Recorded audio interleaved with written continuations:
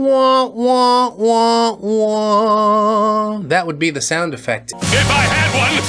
Sorry, what's the happy? Hello friends, welcome back to ReddX, Trace Amounts of Science. Today we're finally getting back to Marky and the Not Disney crew. People seem really excited for this one, chomping at the bit to see which way it'll all go, and I'm quite curious myself. The Gubbinses are tied up on the scoreboard, but they're excited to get into it, as am I. Might help if I set up the layout first. But truly, that's just how excited I am to get into the thing today. So this is Don't Hug the Mascots, number 19, The Witch Hat. Happy Halloween in, completely the wrong season. Whatever. I work at the theme park. I walk next to a man in a possum suit who has performed over 2,000 shows, refused medical attention for a sprained ankle because Marky doesn't limp. He handed his executive summary to a regional analyst named Todd Raines, who drove away with it in a silver Camry and has not responded to the 3 follow-up emails, and who told me 7:15 in a voice that meant more than words did. This is what happened when the park started setting up for Halloween. Oh, God, I love me some spooky, scary skeletons, that's true. Spooky, scary skeletons and shivers down your spine. If you've been following this saga from the beginning, you already know how Glen feels about seasonal costume modifications. Part 10, the flag vest. Marky's not political! Marky transcends national identity! I think that's what I really got hooked into the series. What a great line. The sequined abomination that Glen wore for a week like a man wearing his own execution. The foam star medallion that shifted the grin from cheerful to scheming. I thought the flag vest was the worst that it could get, but I was wrong. The flag vest was practice. The witch hat arrived in the morgue on October 4th. It came in a box from the same outside vendor that made the flag vest, which meant that it was constructed with the same commitment to quality that you'd expect from a company whose business model appeared to be accept money, produce disappointment. God, how I relate to that. That's also the business model for ReddX Industries, funnily enough. The hat was purple. It was sparkly. It had a brim that extended about 8 inches past the edge of Marky's head in every direction. And that's a big old hat. What's the radius? No, the circumference, the diameter of a hat like that. This meant that any child who approached Marky from the side was going to get brim slapped in the face. It had a buckle on the front, the kind of buckle that exists on witch hats because someone in the 1600s decided that witches accessorize, and the buckle was gold plastic, and it was already scratched to hell. Yeah, they recycled that from another costume that got thrown away. I think it's not really a witch hat, right? It came from pilgrim hats. Those also have buckles. What about the buckles on the shoes? You think witches have buckles on their shoes? Sometimes is the answer to that. Do women wear socks? Well, yes, sometimes is the answer to that. There was also a cape, of course, and I really need you to know about the cape. The cape was black with purple lining, and it attached to the suit at the shoulders with snaps that were clearly designed for a different suit because they didn't align with any existing snap points on the Marky costume. Yeah, you expected it to sit flush? No. The fact that it looks like a blown out collar from an old t-shirt on the back, that's intentional.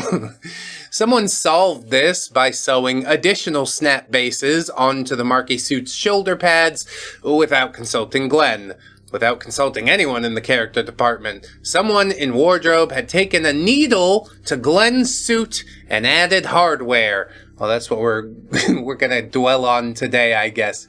Do you see the snaps? Can you believe it? How many snaps does one possum need? He didn't say that. Glen discovered all of this at 7:14 a.m. I know the time because I was walking through the morgue door at 7:15, 1 minute into our now rebuilt pre-shift window, and Glen was already holding the suit jacket at arm's length, rotating it slowly under the fluorescent light, examining the new snap bases with the focus of a man who had just found evidence of a break-in. Yeah, something horrible's happened. They sewed these into the suit, he said. He didn't look at me. He didn't need to. The words were aimed at the ceiling. at God, at whatever cosmic authority was responsible for allowing this to happen. Truly, life is a series of tragedies. The snaps on my suit is just the most recent tragedy. Good morning, Glen, says OP. They put snaps on the shoulders without authorization, without a work order, without checking the structural integrity of the shoulder padding. They just sewed them on. For the cape? For the cape. He said cape like most people would say tumor. I looked at the box. The hat was sitting on top, sparkly and enormous. The cape was folded underneath. They also had a pair of orange gloves, meant to replace Marky's standard white ones, and a plastic pumpkin bucket that was apparently supposed to be a prop. Marky was going to walk around the park dressed as a witch, carrying a pumpkin bucket, in orange gloves, with a hat that could take out a toddler at least 15 paces. Why is the hat so big? It was the visual equivalent of a ransom note made from magazine clippings. Nothing matched. Nothing belonged. It looks like someone raided a dollar store clearance aisle and decided that a beloved children's character should wear just all of the shit all at the same time.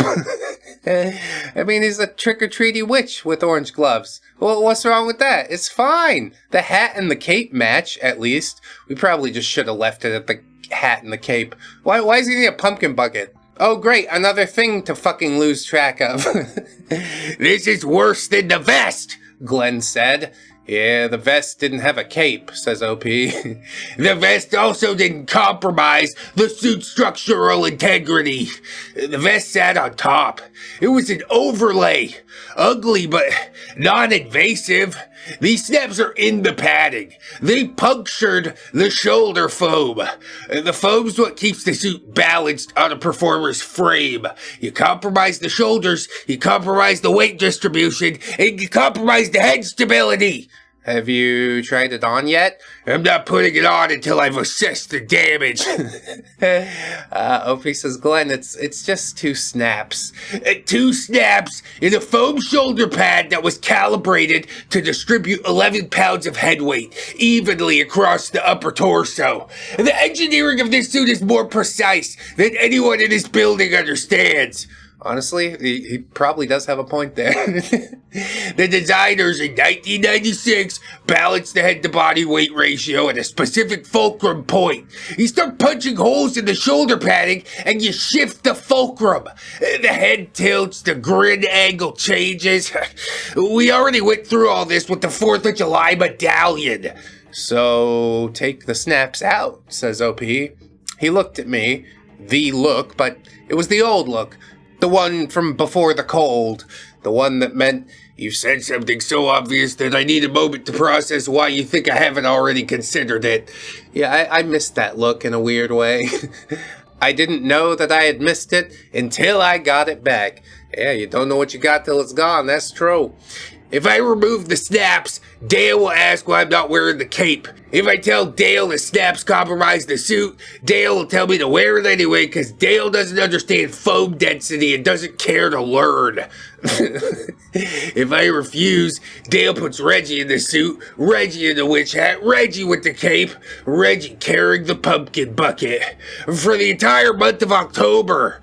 Yeah, that's the old flag vest playbook. It's a strong one. Yeah, he's got you by the short and hairies. I guess we just play ball. In this moment, we were just 2 guys looking at the same bad hand and agreeing on the cards. So, you wear the hat. I wear the hat. I wear the cape. I carry the stupid bucket.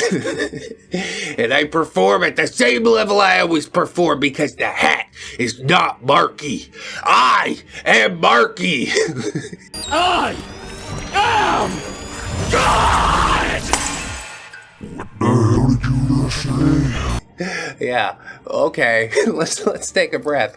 The hat is just something they put on Marky, because this park has never had an original idea for seasonal programming, and wouldn't know what to do with one if someone handed it to them in a 43-page proposal with appendices. God, you really got that stuck in your craw, don't you? There it was. Not anger about the hat. Grief about the proposal. Todd Raines had been gone for 2 weeks at this point. The executive summary was somewhere in the regional system, or actually more likely on the floor of Todd's rental Camry next to a gas station receipt and an empty water bottle with a motivational quote on it. That's what I said. It's never leaving the trunk. Glen had, of course, sent 3 follow-up emails to the address that he'd found on the corporate intranet, and none of them had bounced, but none of them had been answered. The dead inbox had a new member. Yeah, that's kind of sad. Just give him fucking 30 seconds to say we're not interested, Todd. Although then, yeah, that's probably the point where Glen goes off the deep end. I wonder how all this is going to end. Not well is the answer. Like, it's good to have passions. It's good to be motivated about your shit, but you also need to be a real human being beyond that. You know what I mean? It's great to know about foam density, but do you do anything else? Plant flowers, play paintball, like, just anything to get you out of it. He's been living this suit for a decade. So the park was setting up for Halloween. Not Glen's Halloween, the park's Halloween. Fog machines in the scare zones, rubber bats on wires that swoop down from the ceiling in the tunnel walkthrough, fake cobwebs sprayed onto every surface with an adhesive that would still be visible in February. Orange string lights on the food court railings. A scare maze in the back lot that had the same layout for 6 years because, yeah, nobody on the events team bothered to ever redesign it. That's just another job to do. It's fine. And there were character costume modifications that Glen considered a yearly violation of everything that Marky stood for. I notice he's not so defensive about the other characters. He only gives a shit about Marky. I guess that's because he is Marky. Glen might be a selfish person deep down. It's slowly becoming unveiled to us. You know what the worst part is? Glen said, adjusting the witch hat on the A-head to test the brim clearance. The hat blocks the top of the grid. So from a child's perspective, Marky's expression is cut off at the forehead. You lose the eyebrows, you lose the cap, you lose like 40% of Marky's facial communication. A child looking up at Marky in this hat is seeing half a face under a purple ceiling. You've calculated the percentage of facial communication lost to the witch hat? 37% in direct frontward interaction, 41% from the low angle, which is where most children are. You're making that shit up. The brim creates a shadow that obscures the eye paint after 2 p.m. when the sun is behind the performer. Well, just turn around, switch sides on the lane. I don't know. I don't know what to tell you about all this. Life is bigger than all this shit that's going on right now, isn't it? Come on. Let's find the escape hatch. Glen! OP says, Glen, I need you to hear me when I say this, but you are the only person alive who has done shadow analysis on a witch hat. I mean, it's very important experiments going on. Trace amounts of science. Glen says, well, someone should do it. I helped him put on the suit. The snaps held, barely. The cape draped over the tail, which Marky found unacceptable because the tail is part of Marky's silhouette, and covering it erases 40% of his profile recognition from behind. Yeah, see, 40% again. He is making that shit up. The hat sat on top of the A-head at a slight angle because the brim hit the back of the head bump and tilted forward, which combined with the grin made Marky look less like a witch and more like a possum who had stolen a witch hat and was extremely pleased about it. Malevolent Marky is my favorite Marky. Hey, look ridiculous, Glen said from inside the suit. You look like a possum in a witch hat. That's what I said. Ridiculous. I'm going to be a master of disguise. I'm going to be a master of disguise. I'm going to be a master. Oh well. We walked out on the character lane. October at Adventure Cove. Orange everything. The bash had a Halloween overlay with spooky sound effects and a fog machine that Glen had opinions about because the fog obscured his sightlines during the choreography. I mean, that does seem like a legitimate concern. Captain Goldbeard was a pirate vampire, which Reggie described as, the same thing but with fangs. Shelley was a Frankenshell. Marina was a sea witch, which meant that Tasha got to wear dramatic makeup and a better cape than Marky's, which Glen noted but did not comment on, because Glen's silent war with Tasha operates on a frequency that I am not cleared to access. Yeah, probably you don't want to get into it. That's fine. She's the face performer. She thinks she's better than costume people, but he's like the main costume person. So yeah, I can see why they butt heads probably. And of course, Marky was a witch with a hat that brim slapped 2 children in the first rotation. Glen adapted. I mean, he always adapts. By the second rotation, he'd figured out the brim's reach and adjusted his approach angle so that children came from the front instead of the side. He modified the Marky crouch to account for the hat's tendency to slide forward.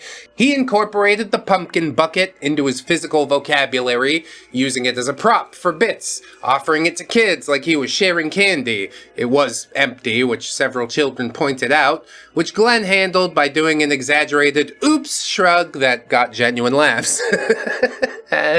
By the end of the first week, Glen had made the witch costume work. Not because the costume was good, but because Glen refused to let bad costuming make Marky bad.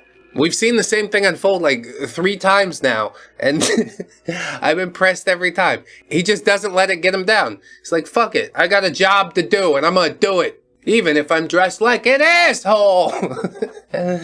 I watched him from 2 steps, 2 real steps, 7:15 steps, and I found myself giving notes again. Not the operational notes from the cold weeks, but like real notes. The bucket bit's working. The approach angle fix was smart. The brim slap count is down to 0 since Tuesday. Glen listened. Glen logged. The fishbowl debrief stretched back to 12 minutes and then 14. We talked about the hat and the fog machine. We talked about whether the cape created a trip hazard during the bash choreography. And I mean, it did. And Glen had already filed a report about it, which Dale had promptly ignored. And of course, we talked about Marky. Yeah, it's a good thing that Glen never reports it when he almost snaps his ankle in a sewer grate. Because the witch thing could come back to bite him in a lawsuit type of way. Or not him directly, but the park as a whole. And then shit rolls downhill. Dale's definitely losing his job. He's the loose screw. We gotta get him out. Get a new screw in. Answer me, Cog! We didn't talk about the fairy lights in the morgue. We didn't talk about Todd. We didn't talk about the comfort corner plans in the red binder behind the sea head, because those things existed in a room that we had both agreed not to enter. And the agreement was unspoken and complete. I should have pushed the issue. I certainly could have been more brave about the contents of the horrible drawer that had been left open so many weeks ago, but I chose ignorance. Unfortunately, OP, a lot of people do, Sometimes it's just more comfortable that way. It is bliss, as they say. On a Thursday afternoon, during the second week of October, after a rotation where Glen had performed a flawless witch Marky walk-around, including a new bit where Marky pretended the hat was alive and kept trying to fly off his heads, the kids lost their minds over it. He sat in the fishbowl, and Glen took off the hat and set it on the table next to the A-head and looked at them both. If they would let me design the seasonal experience, he said, Marky wouldn't be wearing a hat. Marky would be himself in his own space, being what kids needed him to be. He didn't say comfort corner. He didn't say harvest festival. He didn't say any of the words from the proposal, but I definitely heard them all. I know, I said. The hat works because I make it work, but it shouldn't have to work. It should just be right. Yeah, and it's only right the way that you do it. I don't know. I think you're going to brush up against something here, Glen, at some point. OP just says, yeah. He put the A-head on the shelf, grin outward. He picked up the witch hat and put it on the shelf next to the A-head. 7:15, he said. 7:15, I said, and he walked out. I sat in the fishbowl, and I looked at the 2 faces on the shelf and thought about a man who makes bad things work because he refuses to let them fail. And I thought about the fairy lights behind the sea head, and I thought about how the scare maze in the back lot had the same layout that it had for the past 6 years, and nobody ever bothered to redesign it, but Glen had a design. Glen always had a design. Ooh, fucking creepy. More next time. The After Dark event launches, the Scare Maze opens, the rules change after sunset, and I start hearing about something in the maze that isn't on the event map. Something the night staff has noticed, but nobody's reported because, nobody reports anything at this park unless it's actively on fire, and even then, it's about 50-50. Well, somebody needs to start making some noise, because honestly, this whole thing's freaking the shit out of me. It shouldn't have to be this way. But, Glen just keeps getting away with it because nobody cares as much as him. And also because, nobody wants to engage with him. He's way too into the thing. Everybody just wants to get their paycheck and go home. But he's made it his whole personality. And, I think things are going to come to a head. How do you feel about this whole thing, Gubbinses? Gubbin's going to need Glen to submit Form 11C unauthorized foam puncture incident report cross-referenced with Appendix D fulcrum displacement due to negligent snap placement. Holy shit. Now you're speaking Glen's language, Gubbins. That's what I'm talking about! Glen has performed 2,000 show roles in a possum suit. Engineered some bowed shadow compensation protocols for a witch hat, and sent 3 unanswered emails into the void. And the tragedy is not that nobody listened. The tragedy is that he already knew nobody would. Filed the emails anyway, and still showed up at 7:15. That is not dedication. That is a man who has mistaken a cage for a calling, Dark Gubbins. I'll be honest, I'm not impressed by either of those boys. Sorry to say it. Although Dark Gubbins was talking with his mouth closed, I think it developed some psychic powers. Nobody gets a point this time around. Wah, wah, wah, wah. That would be the sound effect. If I had one! Let's get into part number 20. See if we can get up into the double-digit points, boys. You guys got to give me something to be excited for. That's all I'm saying. Let's push on through. This is Don't Hug the Mascots, number 20, After Dark. I mean, this might get a little bit hinky. I hope nothing bad happens. That's what I know. I work at a theme park. I walk next to a man in a possum suit who has performed over 2,000 shows, refused medical attention for a sprained ankle because Marky doesn't limp.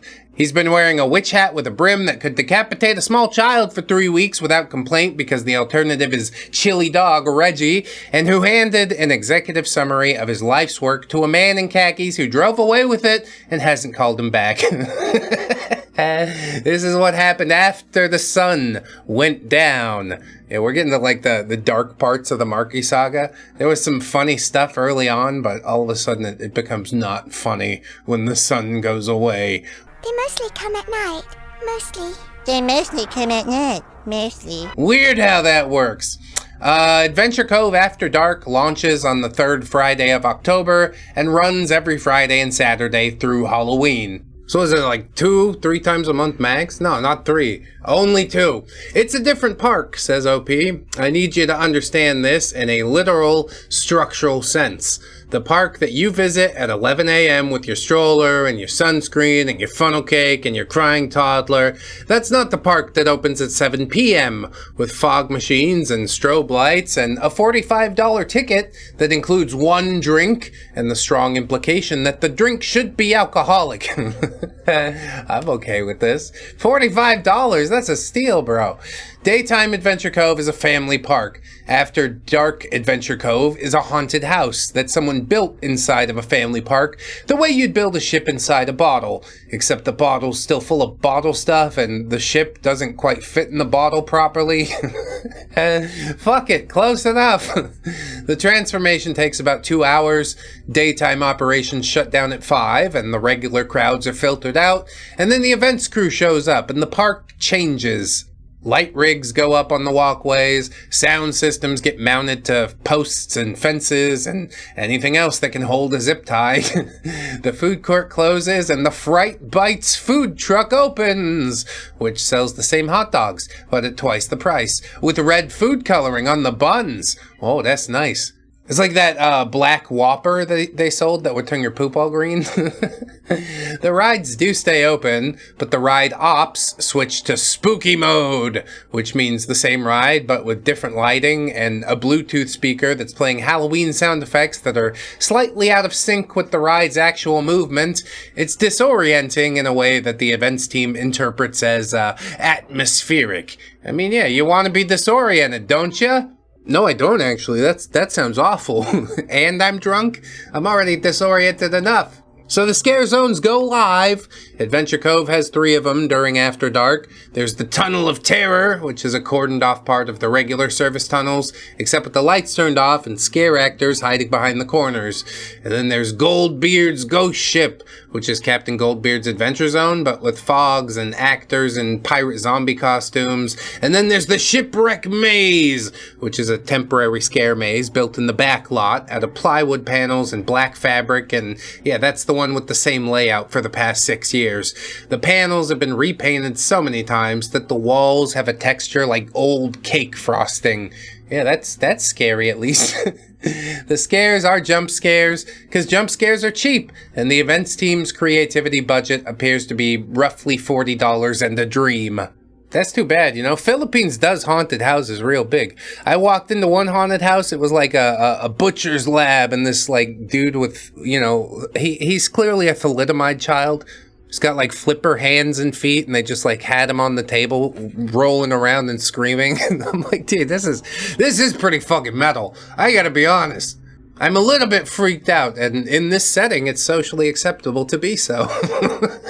And you probably could do that for $40 in a dream in the Philippines. Anyway, the character performers have a different role during After Dark.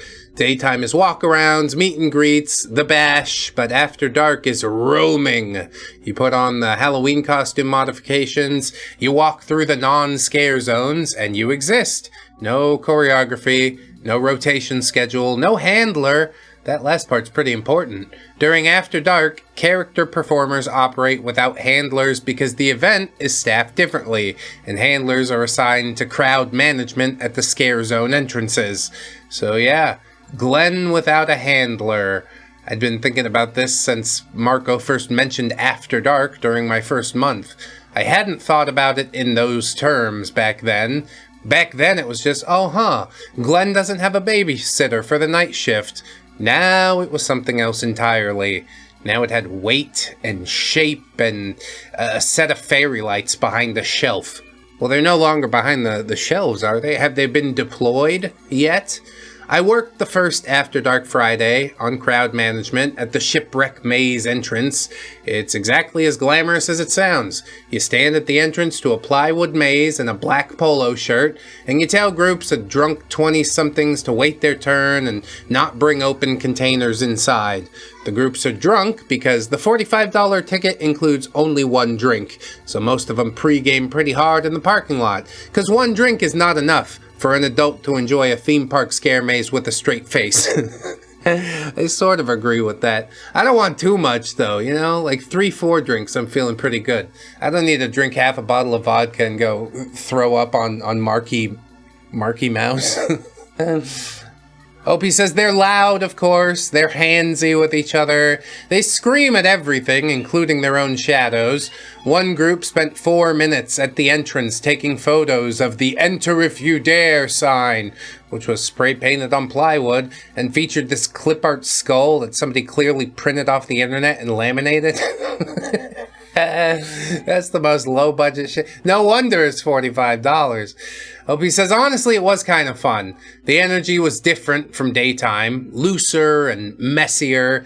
Nobody was trying to maintain the magic because the magic at After Dark was intentionally broken. Yeah, but not in the weird way, right? The park was supposed to be scary. The characters were supposed to be creepy. The whole operation ran on the opposite principle from the daytime, and there was just something freeing about standing at a plywood entrance in the dark and just not caring whether the guest experience was magical or just loud. Yeah, they're drunk as shit. They don't care. Glen was somewhere in the park, in the witch hat, with the cape, roaming without me. I didn't see him during my maze shift, which ran from 7 to 10. I saw Captain Goldbeard, who was Reggie, doing the pirate zombie walk through the food court with the enthusiasm of a man who had finally found his calling. Reggie was born for After Dark. The chaos, the low stakes. The audience didn't care if you broke character because breaking character was practically the point of the thing. Reggie added a limp to his pirate zombie that wasn't in any choreography guide, and it was genuinely pretty good. The drunk guests seemed to love it. Reggie high-fived a guy holding a beer, and the beer spilled, and Reggie incorporated the spill into the bit, pretending to slip on it, and the crowd around him applauded. It was the opposite of everything Glen stood for, and it was perfect. Yeah, I mean, we can do it for a while, but the only reason the inverse magic works is because the regular magic works. Do you know what I mean? If we did this every day, then it would just be droll and routine. At 10 p.m., my maze shift ended, and I switched to general crowd management in the main midway. The park was loud and fogged and lit in orange and purple. Parents with young kids were gone. The crowd was now teens and 20s with a handful of older couples who looked like they were either on a date night or had gotten completely lost on the way to somewhere else. Yeah, I was looking for the Sizzler. What the hell is this? I walked the midway and I kept an eye out for Marky. I found him near the Cove stage at about 10:30. Glen was doing the roam, witch hat, cape, pumpkin bucket. He was working a cluster of guests near the stage entrance, doing the silent character thing, posing for photos, deploying his bucket bit. A group of college-age girls asked to take a selfie with him, and Glen did the Marky pose, the one with the head tilt and the thumbs up, and the girls screamed and laughed, and one of them hugged him and said, "Marky, you're so cute, I'm gonna steal you." And Glen didn't react to this because Glen is a professional who has been hugged by 10,000 strangers, and he does not flinch. Imagine Glen getting a bonk on inside the possum suit. Could you see it from the outside? How dense is the foam to hold it down? Don't answer. Don't answer any of those questions. Glen looked fine. He looked like Glen. The roam was pretty standard. The interactions were pretty standard. I watched from about 20 feet away. Not as a handler, not at 2 steps, just a guy on crowd management who happened to be looking at a possum. Nothing was wrong. Nothing was off. You're saying that for our benefit or yours?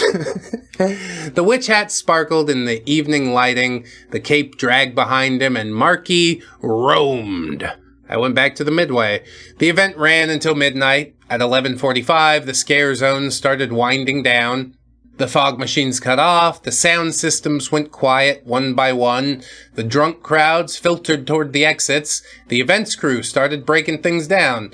I helped stack crowd barriers near the maze entrance, cause, yeah, that's what crowd management does at the end of the night.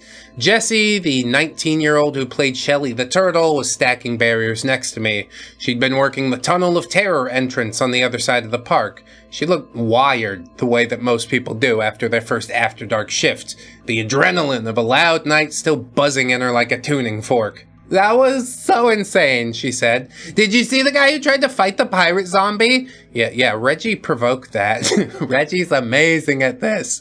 Reggie is amazing at controlled chaos, but don't tell him that I said that. She laughed and then said something that made me stop stacking the barriers. "Hey, have you been inside the shipwreck maze recently?" Yeah, I was at the entrance all night, but I didn't go in. I walked through it on my break, and there was something weird near the back. Weird like how? Like, there's a dead end near the last turn before the exit. The one that used to have a jump scare, but they pulled the actor from that spot because nobody goes down there anyway. It's just like this dead end corridor that leads to a wall, right? Okay. Well, there's stuff in it now, like fabric on the walls. And there were lights, like small ones, but it was really dark, so I couldn't tell, but it looked like someone was setting something up back there. I figured maybe the events team's adding a new scare, but it didn't really look scary. It looked kind of cozy, which is a weird word for a scare maze, but yeah, that's what it looked like. I stopped stacking the barriers, and my hands were still on the metal frame, but they weren't moving. Jessie kept on talking.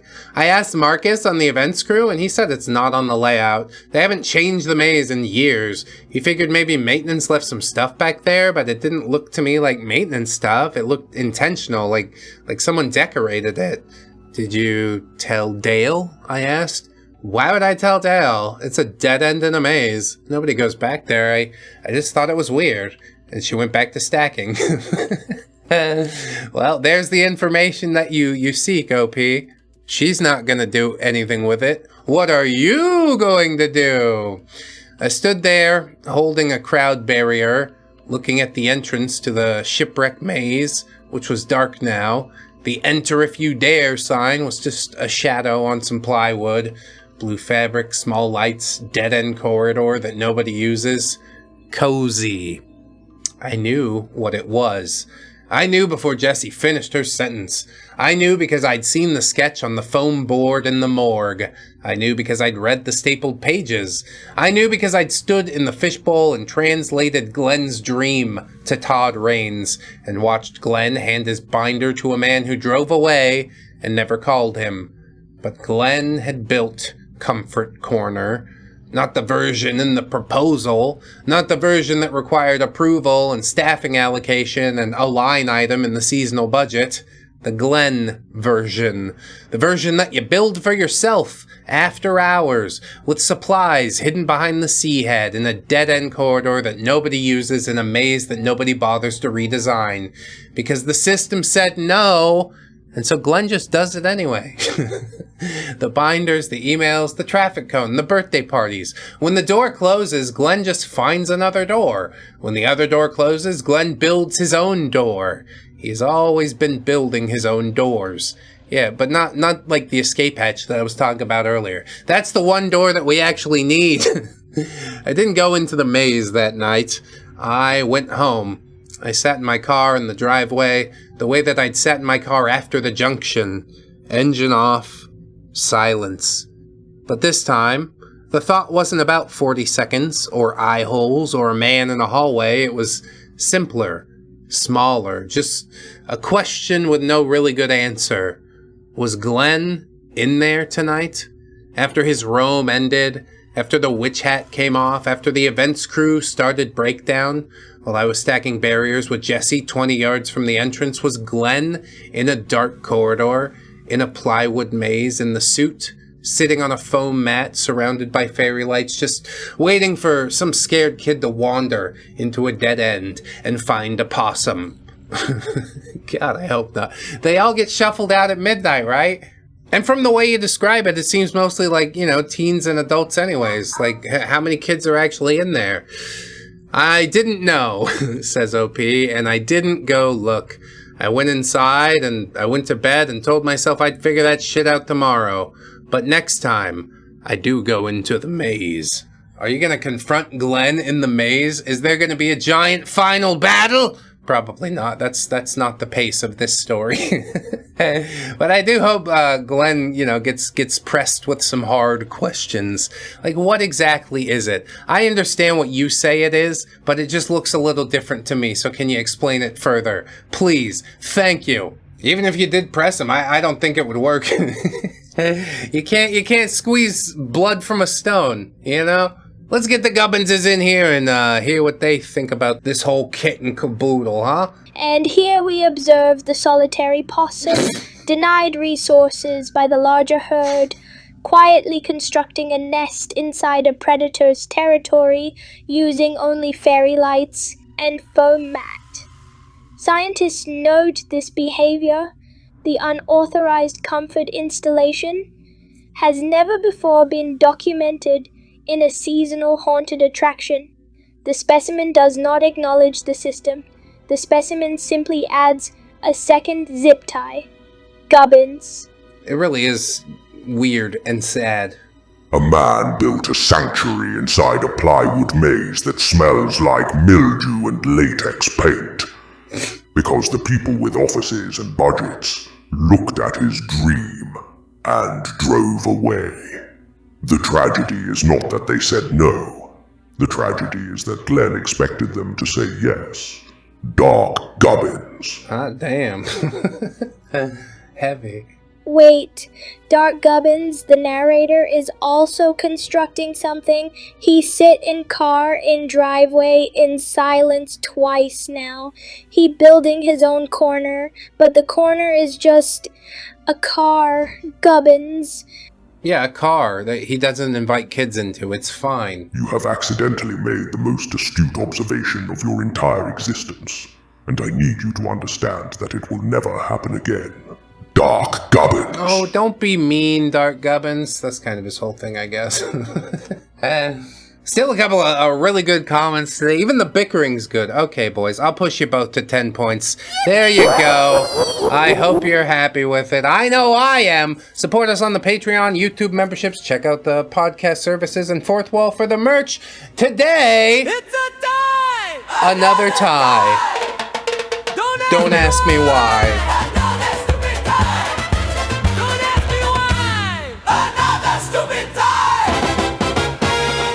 Love to see it, honestly. I appreciate you guys watching the thing.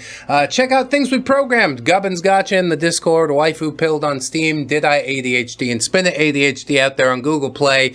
We're making big moves. That's what I know. Oh, I also updated my PNG Tuber program.